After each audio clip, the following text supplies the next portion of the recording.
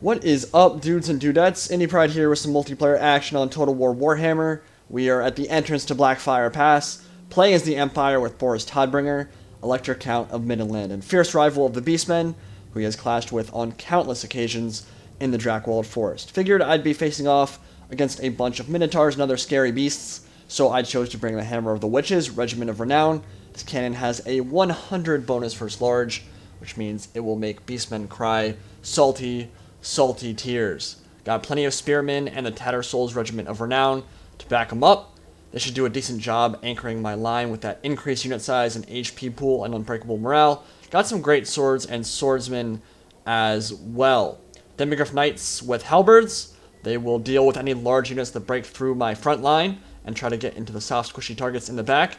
And I've been doing this a lot with the Empire recently. I find it incredibly entertaining, bringing a completely stripped down Light Wizard with just the Net of Amyntok and Arcane Conduit, and using him in conjunction with two handgunners. I think he only costs like 640 gold, so he's really cheap if you only have that one spell, and the amount of utility you get from a spell like Net of Amyntok is absolutely insane. I mentioned it in the Magic video a few days ago, but when a typical battle lasts between like 6 to 8 minutes, 42 seconds of being completely unable to move is a really big deal. It's an eternity, almost. The Beastmen player has brought Malagor the Dark Omen and some Minotaurs with great weapons to back him up, and out on the flanks, got some Centigors looking for some soft, squishy targets to kill once they can get into my handgunners or some of those other softer units in the back. And my Hammer of the Witches will be trying to focus them down, but you can see there's a cliff there, and that cliff is going to play a pretty big role in this battle. We'll talk about that a little bit later, but he also has a bunch of ambush units sitting in Vanguard deployment. We've got some Ungor herd right up front. They're just kind of chilling in the woods, and I could not see them during the battle, obviously, because they are ready to ambush me. So I was getting ready to... I knew that something was hidden there, but I didn't know exactly what he had. But we're going to be seeing them relatively soon. So these Minotaurs with great weapons are flanking around, trying to get to where the Centigors are.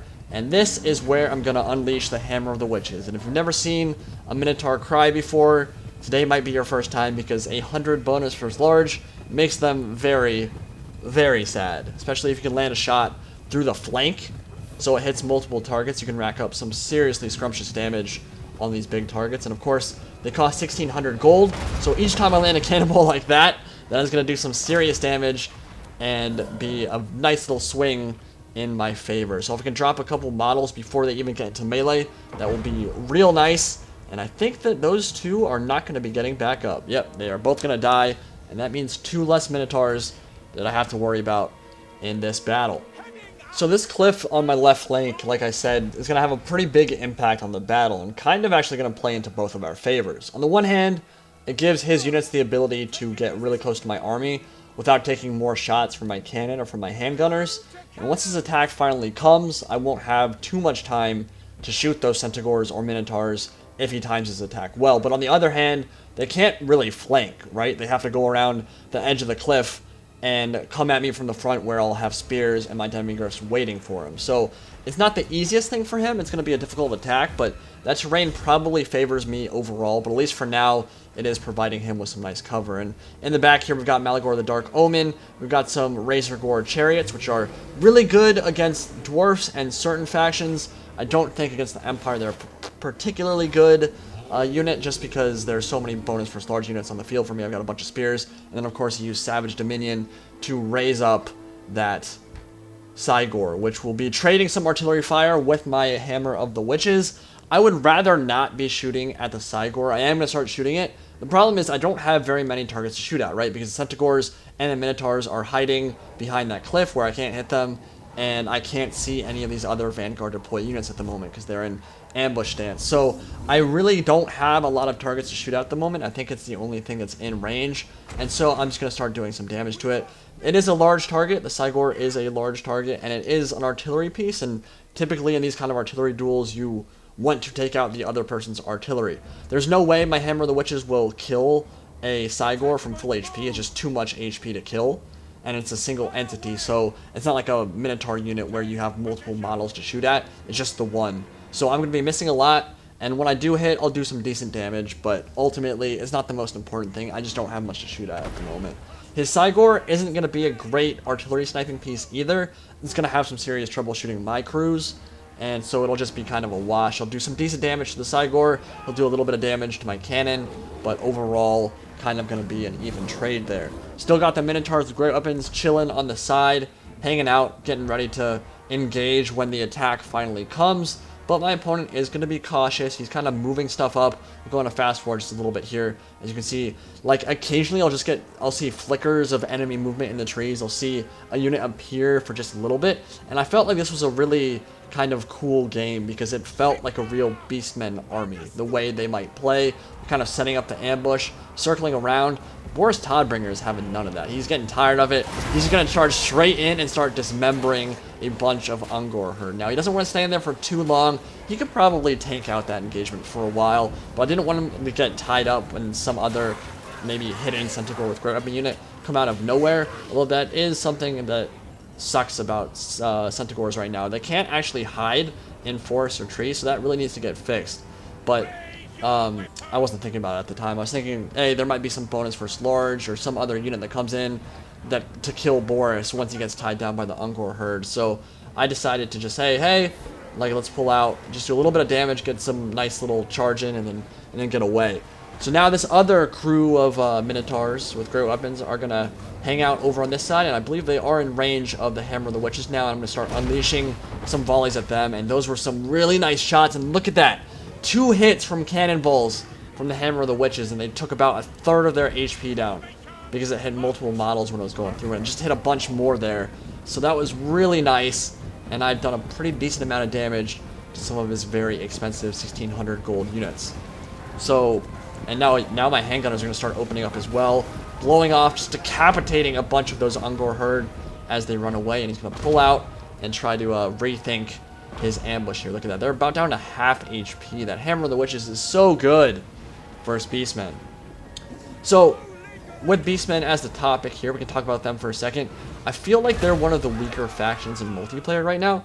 While everyone else, like Chaos and Dwarfs, have been getting buffs, they've kind of been left behind just a little bit. They're not a terrible faction. They can still win. They can still overwhelm opponents, but a big part of their success, if you're playing against an experienced opponent especially, is usually tied to your Gorbals, and their mainline infantry, including the Bestigors, is just kind of crappy. They're low leadership, generally low armor, not a lot of flying options, they kind of underperform, and like I already said, the Centigors can't hide, so a big part of their ambushing and flanking force can't actually do that very well because they can't hide in forests right now.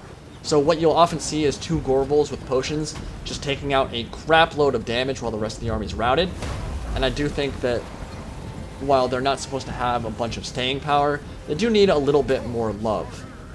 Besides the Ungor Spearmen, who are actually really good for the price, the majority of their options just aren't very cost effective, which is unfortunate, but again, they're not a terrible faction, but they do need a little bit more love, especially in the mainline infantry front. The Bestigors are just really too expensive for their price, especially. In fact, I've actually seen them lose against Slayers 1v1.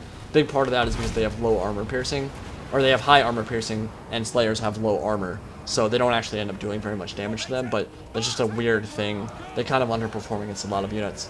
So the charge from the Ungor herd are going to come in now, and my Spearmen are going to take that charge in the face. They should be able to hold relatively easily. Ungor herd are not a particularly scary infantry unit, especially backed up by the Tattersouls. I should be able to crush them, but this first wave of Beastmen units is going to start charging in, and I will counter-charge with my spears because they do not have charge defense against all. They only have charge defense against large, and Boris Todbringer is again going to sally forth and dismember some beasties with his rune thing.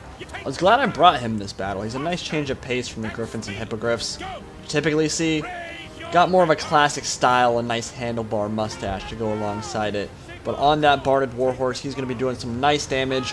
A lot of mobility there, of course, and with those charges coming in from the back, should be able to rout this front line of Ungor herd, which were more like testing my defenses rather than trying to break through. They were not going to be able to beat Tattersouls and Spearmen, especially not when slammed into the rear, but Malagor the Dark Omen will kind of cover that unit's retreat, and now Net of Amyntok is going to get popped in the center. Didn't have any really good targets yet to pop it on. Couldn't use it on the Minotaurs because they weren't close enough yet, and the Centigors have not yet made their move, so going to tie down a big blob of them in the center while the Hammer of the Witches continues laying into those units. And the Ungor Raiders have popped up and started shooting into my units as well, and I have managed to beat back the majority of this front line, but now the rest of the Beastmen army are beginning to make their move. The Centigors and the Minotaurs moving around the edge of that cliff, and they will charge up the center. They will have some space to run by the Spearmen, but that is where my Demigryph Knights with Halberds will be waiting, and that will not be the most fun engagement for them. It'll kind of be like sacrificing them here. They're fighting against a full unit of Centigors and a full unit of Minotaurs. Although they've lost 2 models, they're still going to be doing a lot of damage. They do have that bonus for large, so I'm just going to use the Demigryphs to tie everything down and then get my Spearmen in and hopefully be able to push them back here. I should be able to rout Centigors relatively easily, and of course the Demigryph Knights with Halberds, one of the best units in the game for dealing with large units, but you can see so much damage there. They actually got beat up on the charge, and they won't be able to hold out for too much longer. But I have my handgunners and my light wizard in the back getting ready to tie stuff down with the Net of Amyntok should that be required. My great swords are doing a good job holding the line as well, and the demis, even though they got dropped really quickly, the last few are holding out very bravely. Should be able to keep in the fight for just a little bit longer while my handgunners position for that final salvo. Over on this side, the Tattersouls are getting overrun, and Malagor the Dark Omen and the Cygor have moved up and should start doing damage pretty soon here. Some more Minotaurs. This one was the one that got really beat up by my cannon. Is going to move up the center and try to get into my artillery crew, but actually go straight for the great swords instead. Not sure if that was the right call. Don't want to be letting that cannon fire for too long here, and I've been able to hold down the center relatively well. And yet another Net of Amyntok. This time is going to tie down the Razorgor Chariot, which could have caused so much havoc in the back lines, and he was trying to. He charged into the back of one of my greatsword and sword units, then he tried to pull out, and that's when I dropped the Net of Amyntok. He was going for my handgunners and my silver bullets, and instead I'm going to shred those chariot units, completely prevent them from doing any damage to my range units, which was a really big deal, because that could definitely have turned things very much in his favor if he'd been able to take out both of my handgunners in the back.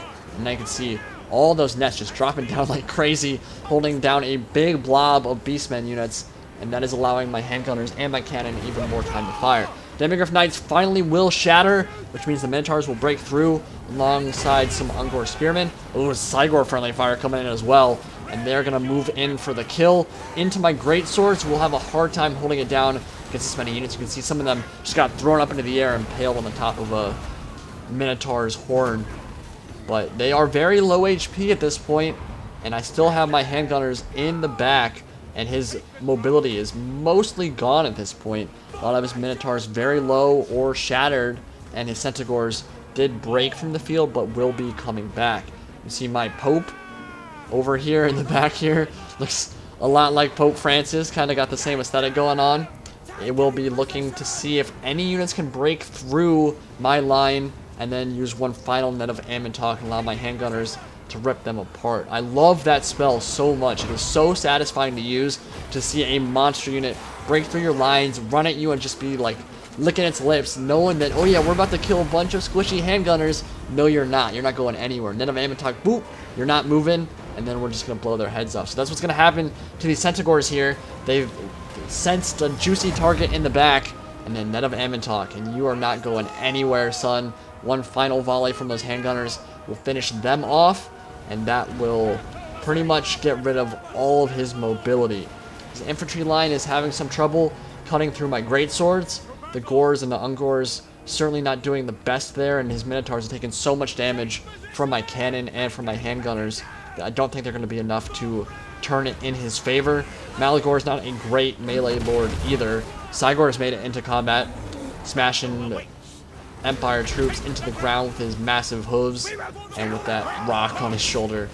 But don't think that's going to be enough. Tattersouls and Flagellants still in melee.